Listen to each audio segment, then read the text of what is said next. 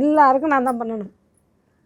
இந்த part time வேலை பார்க்குறேன். பணத்தை வச்சும் வீட்டுக்கு கொண்டாந்து ஹெல்ப் பண்ணுவேன் தம்பிக்கு. என் செலவுக்கு ரெகுலராக இருக்காதில்ல. ஒன்று இந்த இது எக்ஸாம் ஃபீஸ் கட்டுற டயத்தில் மட்டும்தான் அமௌண்ட் தேவைப்படும். நான் தங்கியிருக்கிறதுனால எனக்கு தேவைப்படாது அந்தளவு. அதை வச்சு கூட எல்லாருக்கும் ஹெல்ப் பண்ணி அக்கா பிள்ளைங்களுக்கு எல்லாம் அப்படியே செய்வேன்.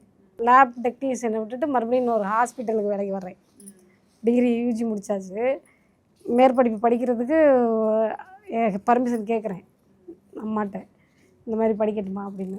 வேலை பார்த்து படிக்கிறதுனா படிமா, அதை பற்றி ஒன்றும் இல்லை. உனக்கு படிக்க விருப்பம் இருந்தால் படிக்க அப்படின்னு. சீட்டு கிடச்சா படிக்க பிடிச்சிருந்தேன். அப்போவும் சீட்டு கிடையாது. மொத்தம் 25 சீட்டு தான் இருக்கும் எம்எஸ்சிக்கு. அந்த 25 சீட்டில் ஃபைட் பண்ணி போகிறதுக்கு அவ்வளோ கஷ்டம். அப்போவும் அந்த சார் தான் எனக்காக சேர்த்து விட்டாங்க. அந்த ஒரு 2 பேர் முன்னாடி இருந்தாங்கன்னா நான் அதுக்கு பின்னாடி இருந்தேன். 3 பேரில் நான் 3ஆவதாக இருந்தேன். என்னை கொண்டு சேர்த்து விட்டாங்க. ஓகே. திருப்பி கஷ்டப்பட்டு எம்எஸ்சி படிச்சுட்டு எம்எஸ்சி சேர்த்துட்டாங்க. அப்போ ஒரு ஹாஸ்பிட்டலில் பார்ட் டைம் வேலை பார்த்தீங்களா? அப்போ ஒரு ஹாஸ்பிட்டலில் போய் பார்ட் டைம் வேலை பார்த்தேன்.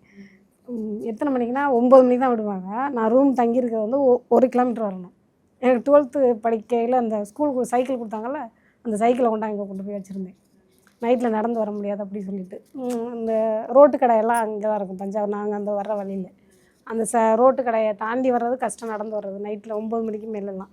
சைக்கிள் எடுத்துக்கிட்டு நான் எல்லோரும் நிம்மதியாக இருப்பாங்க. நான் திரிஞ்ச அலைவேன் சைக்கிள். இங்கே நைட்டில் ஒரு டைம் வரும்போது சைக்கிள் செயின் கலண்டுருச்சு.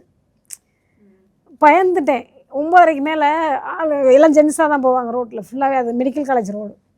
அங்கே வந்து ஜென்ஸாக தான் இருப்பாங்க. ரோடு கடை அதிகமாக இருக்குமா. அதில் இந்த செயினை எடுத்து போடுறது கூட பயந்துக்கிட்டு வேகமாக போட்டுக்கிட்டு அதுக்குள்ளே யாராவது என்னம்மான்னு கேட்டால் ஒன்றும் இல்லை அப்படி சொல்லிட்டு நான் செயினை எடுத்து போட்டுக்கிட்டுலாம் வந்த காலமெல்லாம் இருக்குது.